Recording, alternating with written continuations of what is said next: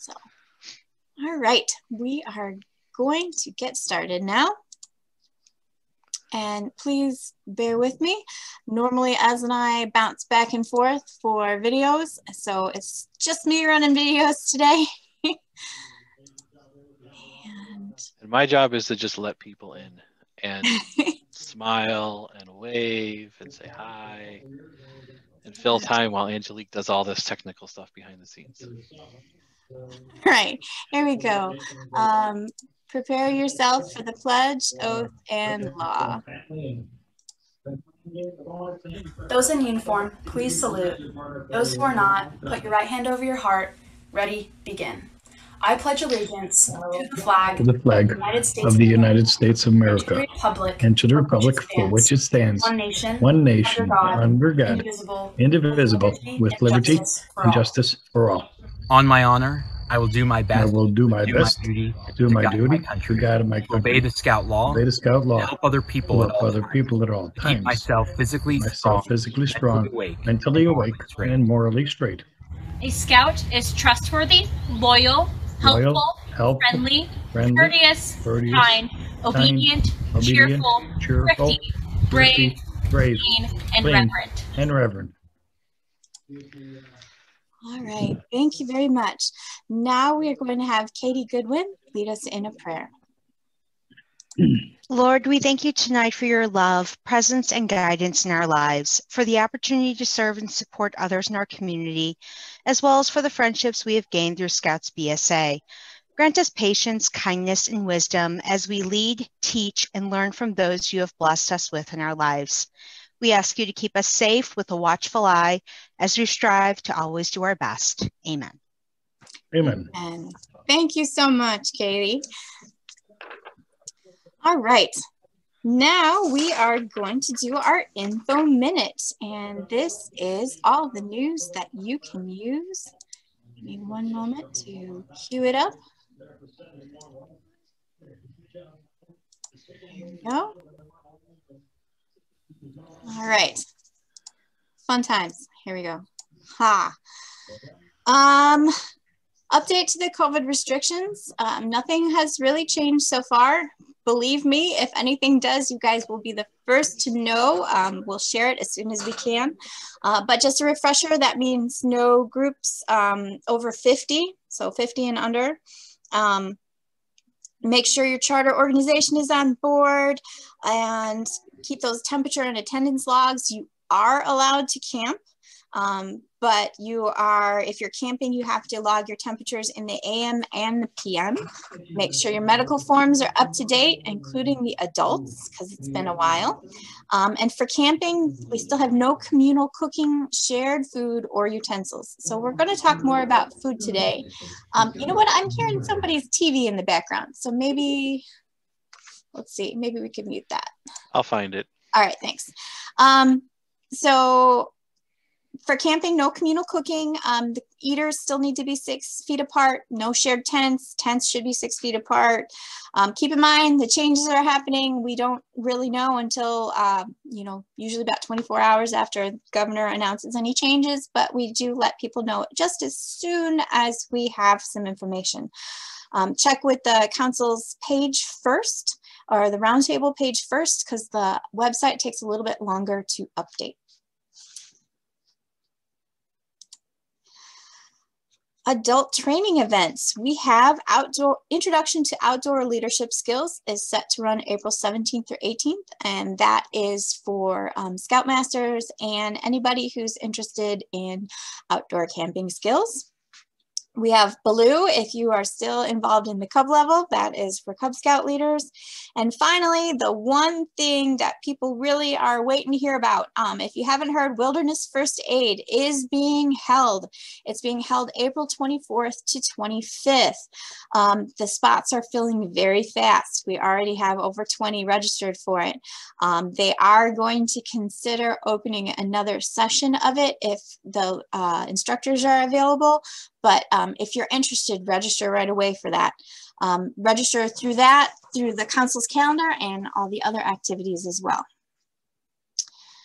Okay, Chris is being my backup in the comments. Thank you, Chris. Wood Badge.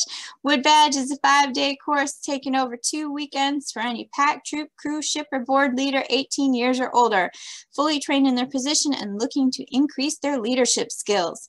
Scouters interested in taking Wood Badge are committed to the program and want to do good things and make a positive impact.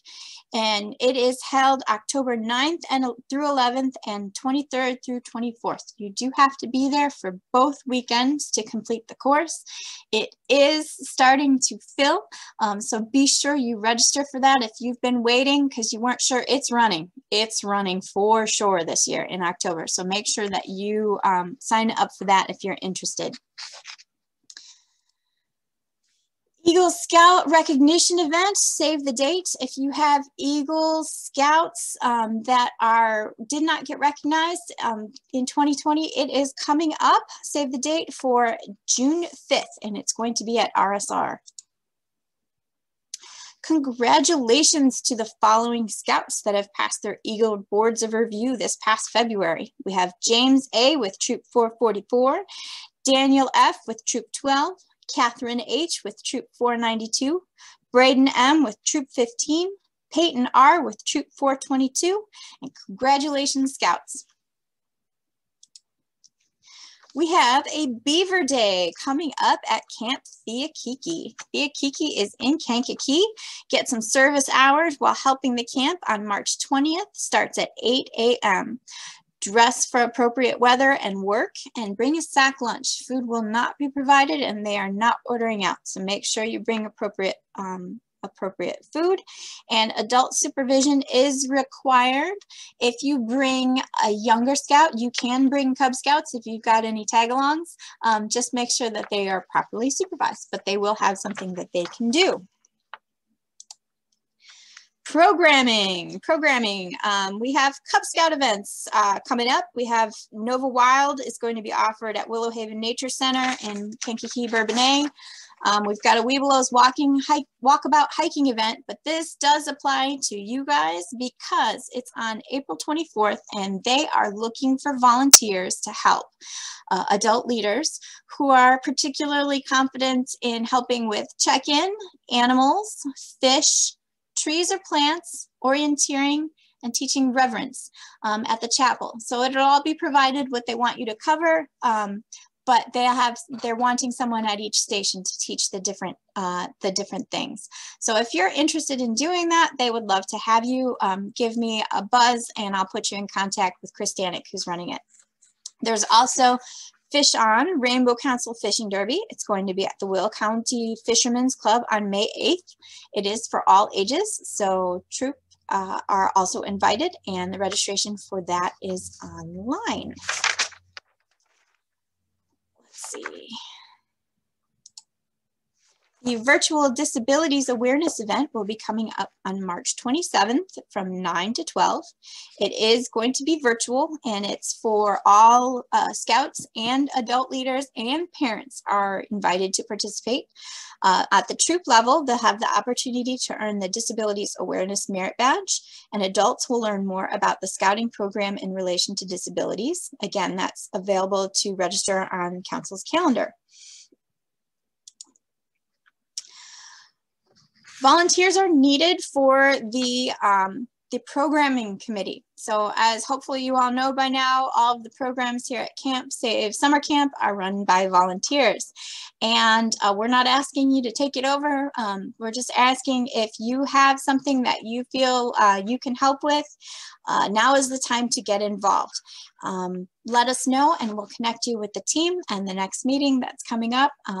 It can be as simple as helping to run an event. It goes a long way to providing activities for the Scouts. A couple other quick notes that I have is that check your address books. A significant number of Eagle letters of recommendation are ending up sitting at camp in Morris because people are sending them to the camp's address. So if your Scout and is an Eagle is going for their Eagle, please make sure that they know that all the letters need to be sent to the Lockport main office.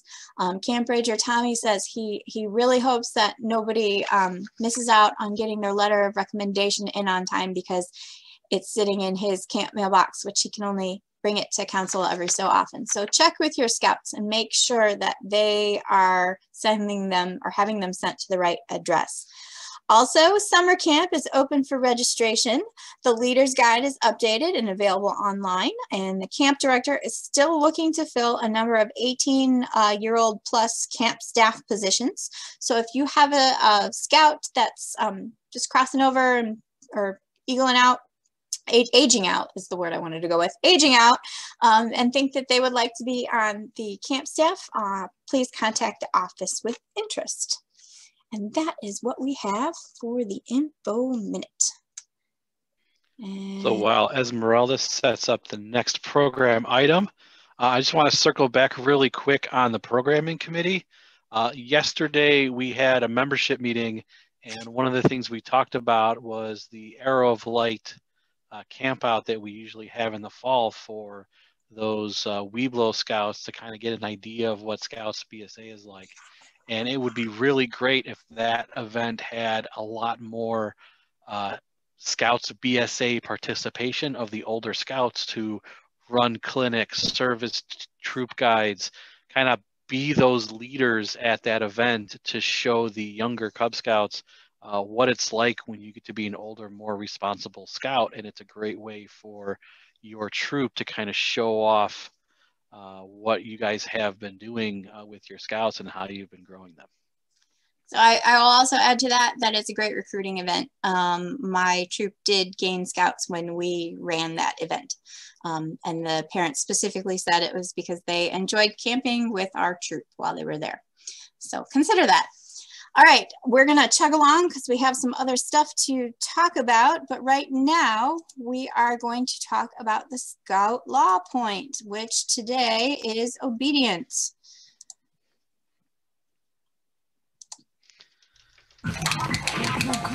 Yes, yes. Yes, take out the trash, please. Thank you. Thanks, but she didn't mean for you to do that. No big deal. Scouting, helping fulfill your dreams for him. For her. Thanks, but she didn't mean for you to do that. No big deal. All right. Did anybody hear Esmeralda pipe in there very briefly? Angelique, I'm Angelique. Oh, that was you. I thought Esmeralda did it. No. Okay. All right.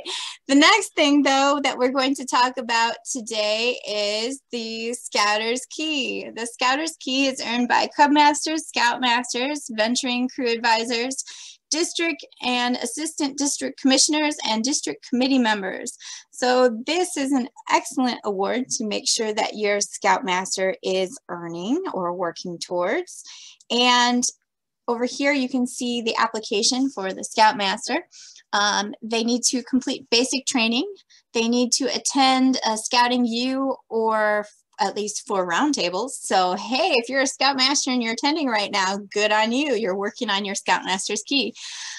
They also need to achieve at least a silver JTE for at least 2 years, earn the National Outdoor Challenge Award at least once, conduct an annual troop planning session, and have a published troop meeting activity schedule for the troop's parents each year. Hopefully you're doing that anyway.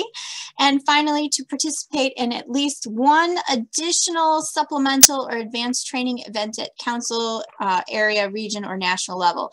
So something like that could be wilderness first aid, or it could be wood badge. There are lots of different opportunities for that. The next thing that we're going to talk about is the, for the Youth Award, we're going to talk about something that's not specific to Scouts BSA, but is the Starvrock Scout Patch Program. And I wanted to call your attention to this because it's something fun that you can earn locally. So if your troop is going to Starvrock to hike, they could work on earning the Starvrock Scout Patch Program. There are questions here that help them learn about the history of the park and also about the animals and the plants that are in the park. Once they have completed this worksheet, they can talk to a camp ranger and get it certified and get their signature on it. And then you can turn it into the office to Dee, and she can order this cool patch right here, Starvrock Scouts patch for the youth in your troop. So it's not a BSA patch, but it is a cool local patch that you can earn, and it's kind of unique. So we like that one. All right.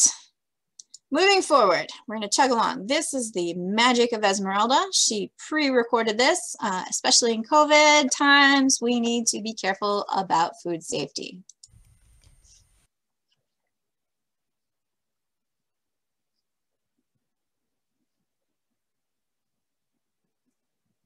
Is it gonna play? Keeping your food safe. Foodborne illnesses peak during the summer months due to a variety of factors, including warm temperatures and improper food handling. Keep your meals and your scouts safe while participating in hikes, campouts, and other outdoor activities with careful menu planning and by following safe food handling practices. Remember the 3 C's to keep your food safe. Keep it cold. Bacteria are slow to grow in temperatures below 40 degrees Fahrenheit or above 140 degrees Fahrenheit. The temperature range in between is known as the danger zone, where bacteria can multiply rapidly. Since a heat source is usually unavailable to transport foods, it's best to start with perishable foods, chilled or frozen, then packed with plenty of ice, frozen gel packs, or frozen juice boxes. Keep it clean. Start with clean hands by utilizing soap and water or disposable wipes before handling food. Wash fruits and vegetables before cutting them on a clean surface. Avoid cross-contamination by never allowing raw meat, poultry, or their juices to come into contact with fresh or prepared foods. Keep all raw and cooked meat, poultry, or fish separate and always wash hands properly after handling. Use only a clean water source and wash hands, dishes, and fresh fruits and vegetables. If water is not available, properly use hand sanitizer with at least 60% alcohol can help to reduce the number of microbes in most situations. But hand sanitizer does not eliminate all germs. Correct hand washing remains the best way to prevent illnesses from being transmitted. Also, remember in the backcountry to follow recommended water treatment protocols when rehydrating food, cooking, or drinking. Cook it thoroughly. Many scouts are cooking on their own for the first time. It can be difficult to determine doneness of meat or poultry as color is not a good indicator. Meat can harbor dangerous bacteria. A digital meat thermometer is a good tool to have in the chuck box and to use when cooking meats, poultry, and fish. Be sure to clean your thermometer between uses. More information can be found at the U.S. Department of Health and Human Resources, the U.S. Food and Drug Administration, or the Centers of Disease Control and Prevention, the Boy Scout Handbook, Chapter 10, or the Cooking Merit Badge pamphlet. All right, thank you, pre-recorded Esmeralda. All right, now along that line, we have Troop 466, who recorded a quick refresher on the three bin wash station, just to remind everyone, because it's been a while. Hi, I'm Tony. I'm the SPL of Troop 466, and I'm Ethan, the ASPL of Troop 466, and this is our wash station. We got the 2 racks for clean and dirty. We do the clean ones on the top rack, and then the bottom is the dirty, so then no dirty stuff drips on your cleans. And then we have the 3 tubs bare minimum for the wash, the rinse, and then the sanitize. With the wash, you boil the water before you start cooking, so then it'll be nice and ready for you to wash after. You would use camp soap, a bare minimum of camp soap, and then for the rinse, you'd use hot or warm water, and it's clear, nothing's in it. And then for your sanitize, it'll be cool and cold water with your tablets, sanitized tablets. So now that you have everything set up with your hot water, warm water, and cool water, you're gonna have everybody bring their dishes up, make sure that they're clean, well, all the foods off of them. Either lick them clean or scrape them off. I licked mine clean. So, when you have your camp stove in here, you're going to take a sponge and you're going to use the scrubby side to get all the dirt and grime off your pans here, and then finish it off with the soft side, kind of wash everything out. And then you're going to move over to the rinse. You're just going to rinse all the soap and everything off of it, and then put it in the sanitize for at least 2 minutes. And then once you've pulled everything out of here, you're going to put them on the top rack because they're clean, and that way you don't have, obviously, like he said, dirty stuff dripping on your clean stuff.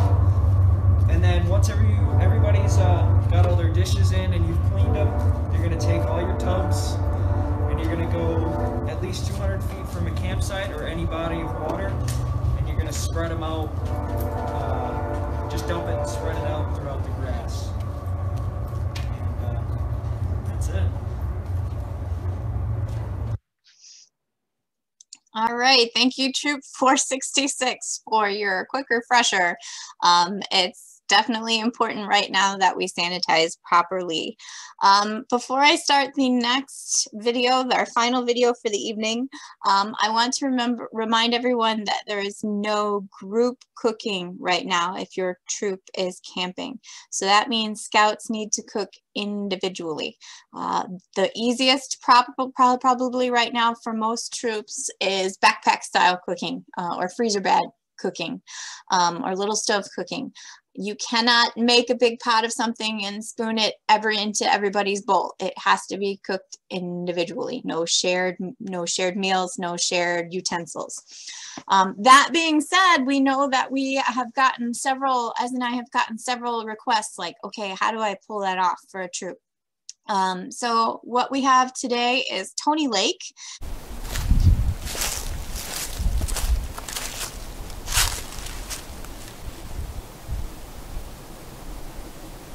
Hi, my name's Tony Lake. I've been asked to talk to you about backpacking cooking. I've been a Scoutmaster for many years and I've done quite a bit of backpacking on my own as well.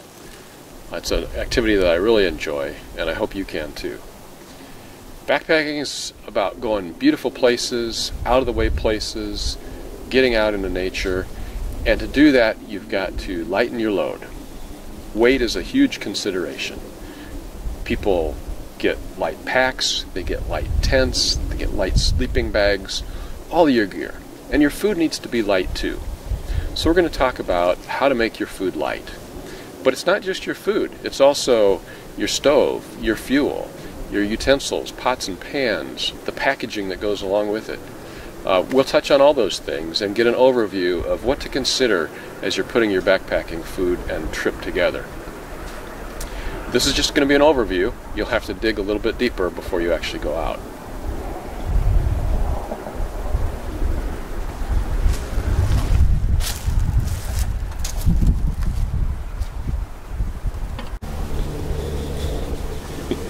All right, let's talk about some backpacking stoves.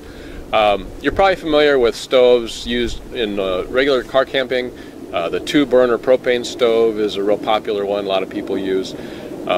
I said 2-burner and propane. Often we attribute the name of a stove to its fuel as well. Now you're not going to carry one of those backpacking, but it's got a smaller cousin called the canister stove. And the canister stove has a small fuel canister. It's isobutane and propane. And they come in a couple of sizes.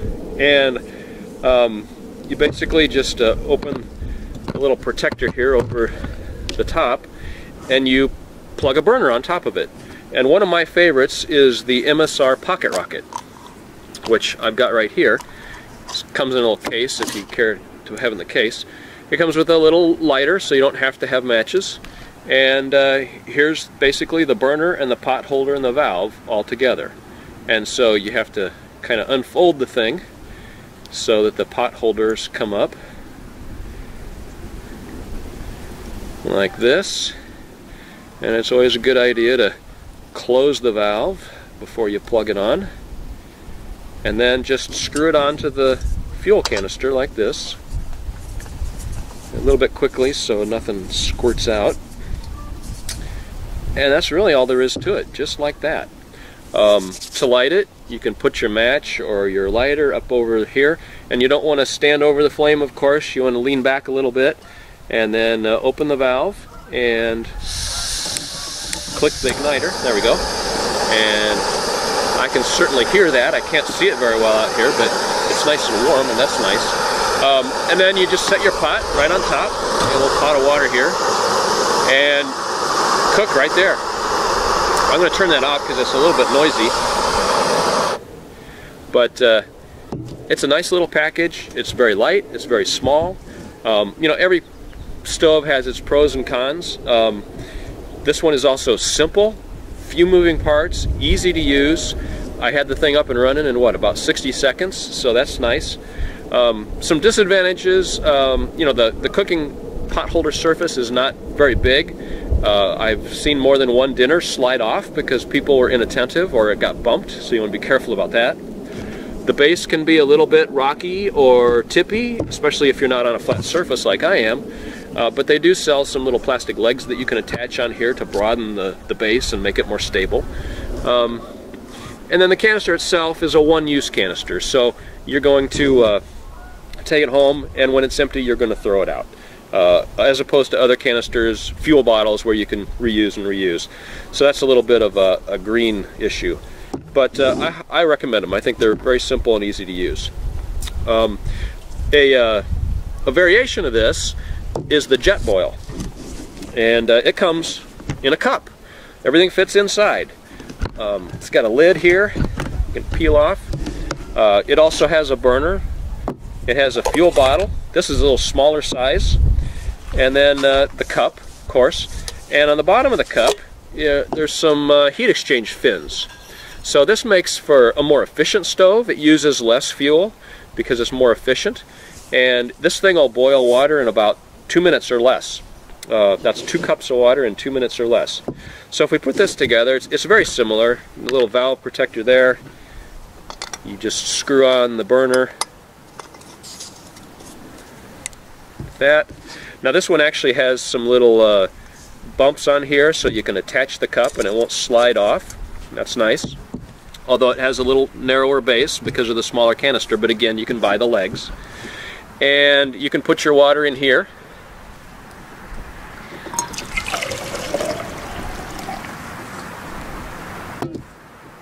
And fire it up and you're ready to go. And this one is also very easy to use.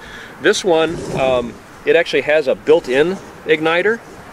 Here's the button right here, so you just push that and that will cause the spark and ignite the fuel. And the fuel valve is right here, so with your thumb on the igniter you can open the fuel valve and hit the igniter and away it goes. I think we're out of fuel. Okay. Alright, so I put a new fuel canister on that's got some gas in it. And so to light it, just again, push the igniter after you turn the valve. Get it turned around here. And there we go. So that'll take less than 2 minutes to heat up the water in there. And it's a very compact, easy to use system, just like the first one. Not too many moving parts. I'm going to turn the valve off. And almost instantly comes on. Again, it took me maybe 60 seconds to set this thing up and get it cooking. But it's very specialized. It only boils water. So, you know, with a lot of backpacking I do, I use dehydrated food. So all I need is hot water. And so this is a very good system to use in conjunction with dehydrated food. You'll also, if you can see this, I don't know, I usually write on the bottom how many times I've used it or how many cups of water I've boiled, so I can keep some track of how much fuel is left in the canister. And yes, this one is about empty. Let's see. Disadvantages to this, if you want to do any cooking other than dehydrated food, obviously it's not very suitable for that. Although they do make different styles. You can buy ones that will accept a pot or a skillet. So you can look into those options. Also, if you're out in too cold a weather, this one will not work so well. If you get real cold temperatures, the fuel just won't vaporize. I was actually camping at Whitefish Point one winter, and it was below 0 Fahrenheit, and I couldn't light my my propane stove. So luckily my friend had a white gas stove, and we used that to cook breakfast. Then there's other kinds of stoves. Now the MSR is a white gas stove. So another kind of fuel. It's a lot like gasoline. You should think of it as gasoline because it's very flammable and you have to be careful with it. Usually you carry it in like a fuel bottle like this. Now there are some integrated stoves that have the fuel bottle or a fuel tank on the bottom and the burner on the top, and they're always connected. You pump it up to get a little pressure in the tank, and then it drives the fuel out to the burner. I had one of those, like a Coleman Peak 1 is a common canister stove, I think they're called. Used it for years, but I don't have it anymore.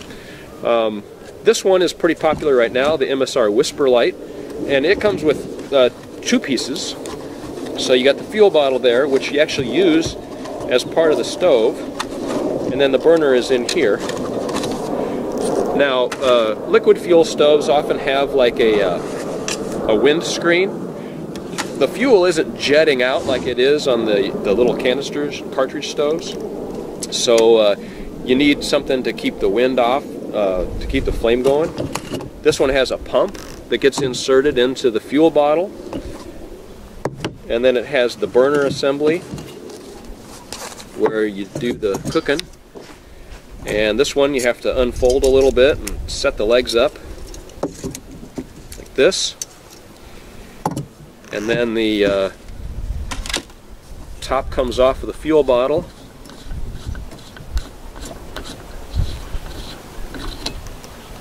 And the pump gets inserted like this and screwed on.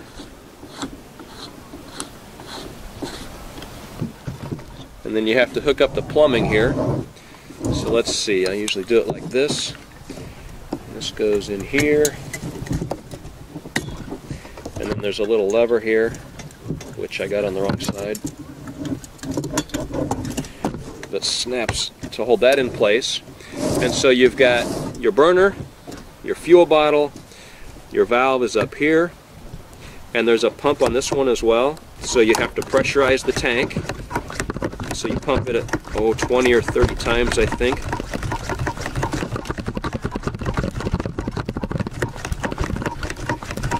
And then this one you have to warm it up ahead of time, which is fairly common of the liquid fuel stoves.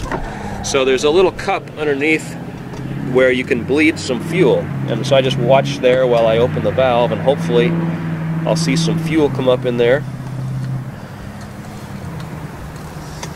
I can hear it. There we go. Okay, so now I got some fuel in there. I'm going to turn the valve off, and then I'm going to use a match. Where'd my match go? I think I got a lighter here. There we go. So I'm going to use my lighter, and I'm going to light the fuel in that little fuel cup. Okay, and so it's going. And that'll kind of warm everything up and get it ready to go. And then the tricky part here is you got to kind of watch, and you want to turn the fuel valve on again before the fire goes out. If the fire goes out, you're supposed to stop and let it cool and start over again. So it's going to take a minute for that to burn down and the thing to heat up. Feels good. Let's see. This stove is a little more finicky than I like. A novice will have a little bit of trouble with it, I think. It's not uncommon for them to try a couple of times to get it lit. So practice at home before you go on the trail would be my advice. And then hopefully they're ready to go when it comes time. So I'm gonna see if I can get this thing burning here. I think maybe I need a little more pressure. It's coming around. Oh, you're melting the table. Oh, that's not good. Put it out, please. Put it out, please. Okay, that's the problem with this stove, I think. I hate this stove.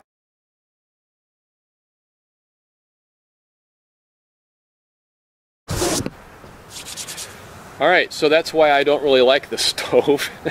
It's difficult to operate, eh? And liquid fuel is also more hazardous than the compressed gas in the canisters. So, but believe me, it can be worked successfully. I've done it many times, backpacking and otherwise. Just a couple more things about this stove. It does have a lot of moving parts. A lot of maintenance can be done on it. It can be you know, field repaired. They actually even sell a small field repair kit that I highly recommend. It's got O-rings, check valves, springs, directions, little tools that you'll need to maintain it because it is a more complicated system. So I think that's all I've got on that.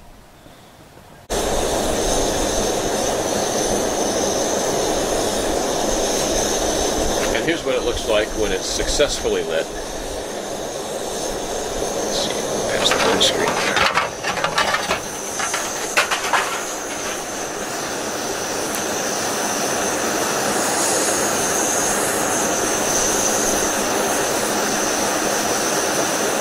All right, the last stove I have is actually it's an alcohol fuel stove. If you look, it's very small and very light. You might recognize it from this end. It's a Coke can. And my father actually made this. He used to hike the Appalachian Trail. And he'd go out for 2 or 3 weeks at a time. And he wanted really light gear. And so he made this out of a Coke can. You can see it's been stitched together with JB Weld and some duct tape. And he's put a row of holes around the top where the flame comes out. And basically, you just pour about an ounce of alcohol in it and light it. And it heats up and the alcohol vaporizes and makes the fire come out. And he's got a little windscreen here that he made out of some piece of aluminum. You can see he used a hole punch to put some ventilation in it and crimped the ends so that they'll go together. And this keeps the wind off the flame. And then there's a few holes here in the top where he had some metal rods, just real light aluminum things that go through to make a little grate so he could set his pot right on top of there, and he would, you know, boil enough water for his dinner or cook his soup or whatever he was doing. Very, very light and doesn't take up too much room either. All right, well, that's a little bit about backpacking stoves anyway. I hope you learned something. There's quite a variety out there. Read up, do your research, and find one that works for you.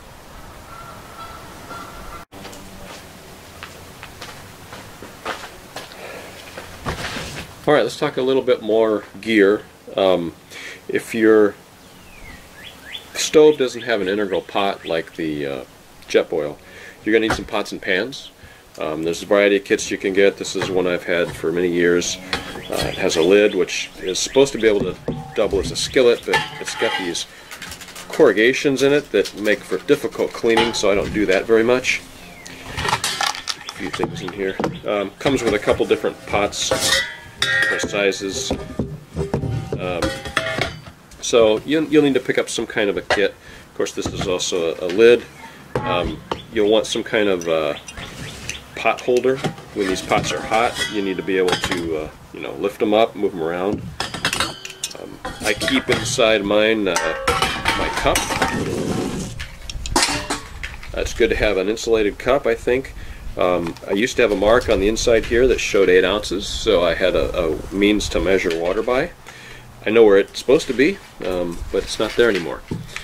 And then I also used a plate. This is actually a Frisbee that I picked up. Makes for a great plate and bowl, and it's pretty lightweight. You can fan the fire with it, you can have some recreation, but if I'm out and weight is even more important, I've got some new gear that's actually pretty new. This is called Fossils, and it comes with a couple of cups. You can get kind of a plate bowl, and they actually snap together. So you can store it in your backpack flat, and it comes apart very nicely here to, you know, wash it. You can get it very clean. Weighs almost nothing, so that's very nice if you want to spend a few bucks on some of that. Of course, you're going to need a fork and spoon. I've got just some plasticware here. I use a soup spoon. I don't need a regular spoon, and then I have a pocket knife if I need a knife. If you're going to do some additional cooking, you might want a skillet. This is a little backpacking skillet. I've cooked some trout and various things in this one. It's a little bit heavy, so you got to watch the weight, but a little butter or oil in there, and it works quite well. Of course, often with a skillet you need a spatula. So here's a little backpacking spatula that I picked up, part of a kit, and it comes with an accompanying spoon, which is very nice when you have a group to feed. And then you might want to have a few little bottles to put oil or spices or something in. And then the last thing I've got here, this is actually a backpacking oven. I haven't used it too much because frankly it's just kind of bigger and heavier than I like, but if you've got some leisure time when you're out in the backcountry, you can try something like this. It's really kind of an interesting system. It's got a bottom which is Teflon coated. There's a lid here that goes on top, and it actually comes with this little integral thermometer that's pretty easy to stick on here. Just like that. And then there's a kind of an auxiliary sort of platen that distributes the heat better. So you're actually supposed to first get your stove set up, and then there's this little reflector that you unfold and put around the burner on the bottom, and then you set this over the top of the burner like this, and then you put your oven on top of that, and then there's a kind of a hood that's reflective, and it sits down over the whole thing to create this oven effect and hold all the heat in, and you can actually see the thermometer through this little hole in the top. And you know, it's really a pretty ingenious system if you're in the mood for some baking. Brownies, cake, things like that. You can have all kinds of interesting fun with something like that. So that's a little bit about cooking gear.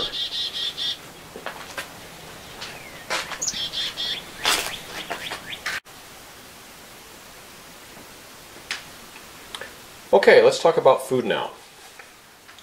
In general, when I'm backpacking, my first priority is to, well, backpack.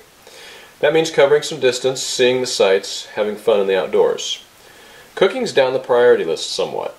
Gourmet cooking I can do and enjoy at home where I have the right resources, weight isn't a consideration, I have refrigeration, etc. I'm not trying to do that while backpacking. It's likely that your menu is going to require some compromises if you're going to go light. So don't expect the usual. Keep an open mind, be creative. Don't get me wrong, it doesn't have to be bad, it just has to meet your needs and fuel your fun. I look at backpacking cooking as a means to an end, not an end to itself.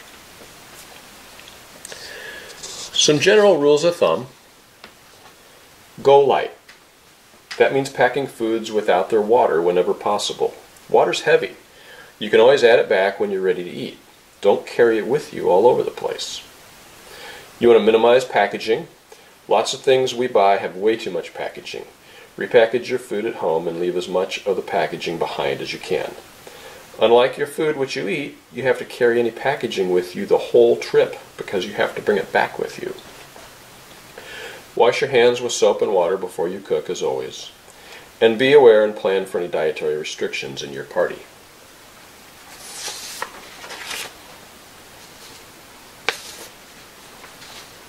Let's talk about breakfast. Good place to start. One philosophy for breakfast is to eat it on the trail. Get up and out early. Pack no-cook items and eat as you walk or at your first break. Don't wait too long because you're going to need the energy. This avoids a late start though, because the need to cook, eat, clean up, let your stove cool, let your dishes dry, keep everyone on task, etc. can really be a drag on getting going.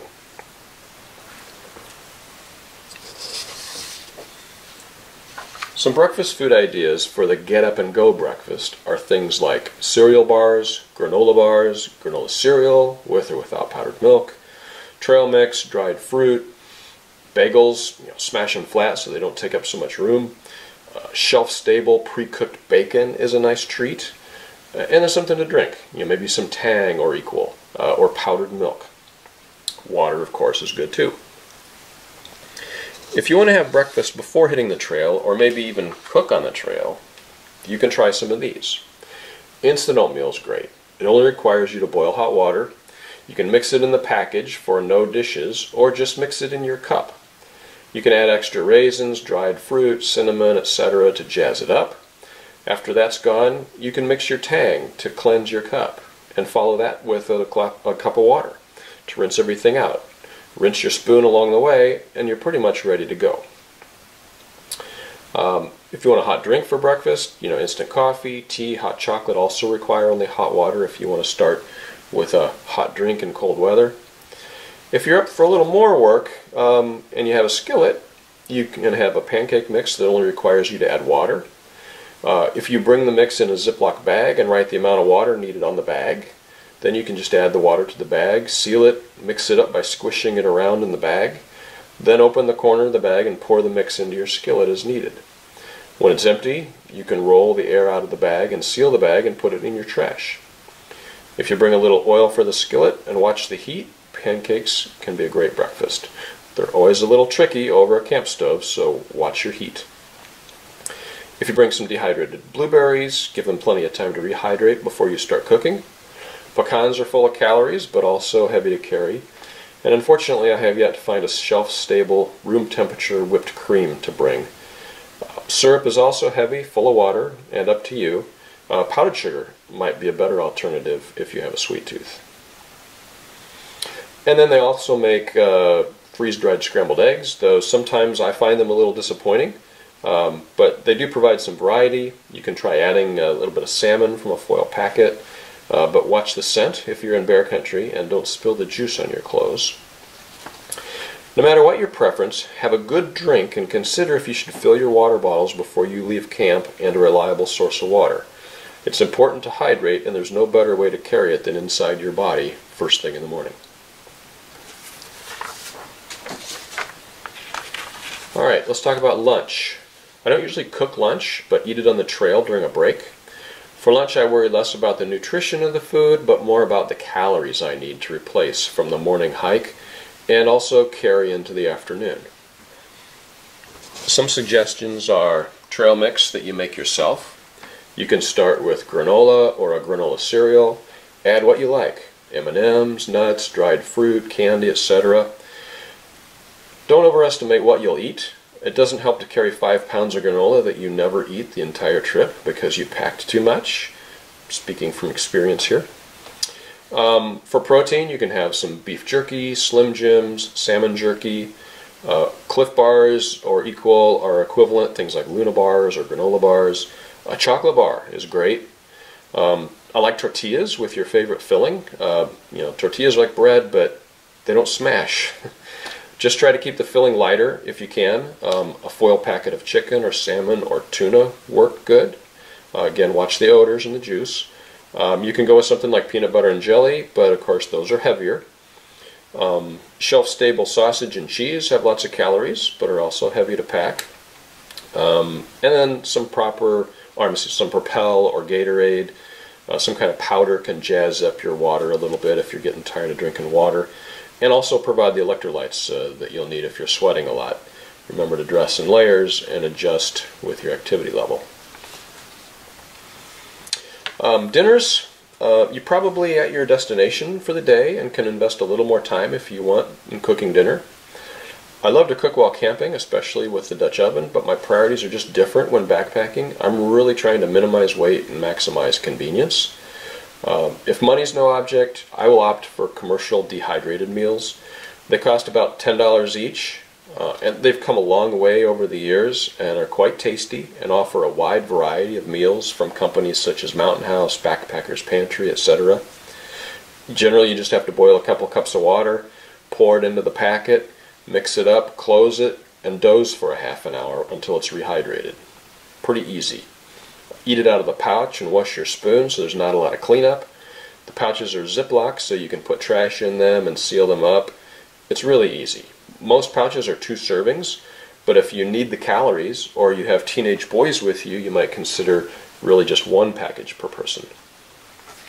Some of my favorites are listed here: Santa Fe chicken, lasagna, chicken and dumplings, chili mac with beef. Everybody loves mac and cheese, beef stroganoff, pasta primavera, chicken alfredo, red beans and rice. You can get some Indian dishes. They also have freeze-dried vegetables you can mix in, and desserts. So this is a package of typical commercially available dehydrated food for backpacking. You can get all kinds of the flavors that we've shown in the slides, and this is my favorite spoon because it's actually a titanium spoon. It's very light, it's very long, and you can reach all the way to the bottom of the pouch with it. You don't have to purchase dinners to get some good meals and variety, though. I mean, you can really freeze dry about anything yourself if you like to do that. I'm not a big guy to freeze dry stuff, but I know people who are, and it's much more economical. You can probably get the weight down even more. And the disadvantage, though, there's a lot of prep time, right? So you kind of have to love that, I think, to spend the time doing that at home before your trip. That's a little bit beyond my experience and definitely beyond this talk. Some other things you can try can come right out of the grocery store. Spaghetti or other dried pastas. Just think about how you will strain it when you're backpacking. You can get dried sauces, dried tomatoes, dried mushrooms, dried herbs to put in them. Give dried ingredients plenty of time to rehydrate. Start those items first and be patient. You can get soup mixes. Bear Creek is one of my favorites. They have a cheddar broccoli, chicken noodle, creamy potato, minestrone. They're all very good. They require a little more cleanup because you got a pot to clean, and make sure you don't burn them onto the bottom of the pot because your camp stove can be quite hot. You can get mac and cheese mixes. I like dried tortellini or dried ravioli with some dried tomato sauce. And you can even do the brownie or cake mix if you've got one that's just a water-only recipe and you bring the backpacking oven that we looked at. So you'll want to repackage some of these for sure to cut down on the weight and the waste that you have to carry throughout the whole trip. So maybe this is a good time to talk about packaging a little bit. Generally, if you can, leave it at home. Minimize what you have to take for bulk and weight reduction. Pull the bags out of the boxes, cut the directions off and bring just that piece if you need to, or write the directions on the bag with a Sharpie. How many cups of water are you going to add, or how long do you have to boil, or whatever. If you need to, repackage into Ziplocs. Ziplocs can be used as mixing bowls. Like we talked about with a pancake mix, you can mix stuff in them and distribute the batter or whatever out of the Ziploc bags, so that helps keep your dishes down. Cut a corner off the Ziploc bag to pour in a controlled fashion, or pour it out the top. You can measure and combine some ingredients at home. Then you got all the comforts, and you can get it all packed ahead of time so you're easier in the field. You can use grocery bags to hold the meals together. Write on them with a Sharpie, this is breakfast day 2, lunch day 3, whatever. Helps keep you organized, especially when you're distributing the food amongst many different people and backpacks. Then use the reclosable pouches for your trash. Squeeze the air out, keep a minimum. And it's really best if you can eat all the food that's prepared. Better to eat a few more calories than to have to carry it all the way back in your pack wet. Next, a word about leave no trace. Of course, you have to pick everything out that you bring in. Remember not to leave food in the area, on the ground, in the fire ring, at the water source, etc. Leave camp as you found it, or better, as always, and camp in established areas when possible. That also means cooking in established areas too, as long as bears are not an issue. Speaking of bears, if bears are around, you'll want to read up on bear etiquette before you go on your backpack. Regarding food, certainly prepare food away from camp. You can stop before you reach camp and cook and have dinner there before going the last quarter mile or whatever to make camp. Or cook 200 or 300 yards away from your tents when you've already established camp. You definitely want to eat your food away from camp too. Eat it where you cook it, and do your dishes where you cook it as well. And then when you're done, hang your bear bag away from camp. You don't want any food smells at camp. Hanging a bear bag correctly is harder than you might think, so I suggest you practice maybe at home and give yourself plenty of time. A bear bag should be at least 10 feet off the ground. I think 10 feet from the tree trunk and not too close to any other major branches. And get it up before dusk. Like I said, it may take you longer than you think, and you don't want to be finishing that in the dark if you can help it. And remember where it is. If it's 200 or 300 feet from your camp, you might need to mark the way so you can find it in the morning. Include any trail snacks or other personal food you might have in your pockets or pack. Personal items like toothpaste, toothbrush, deodorant, soap, anything that is scented should be put in the bear bag too. Definitely not go into your tent. And even if there are no bears, consider how you'll protect your food from raccoons and chipmunks. They'll eat a hole in your pack to get to the food. You know, you can hang it up anyway. Doesn't have to be maybe 10 feet for raccoons, but do something to put your food out of harm's way.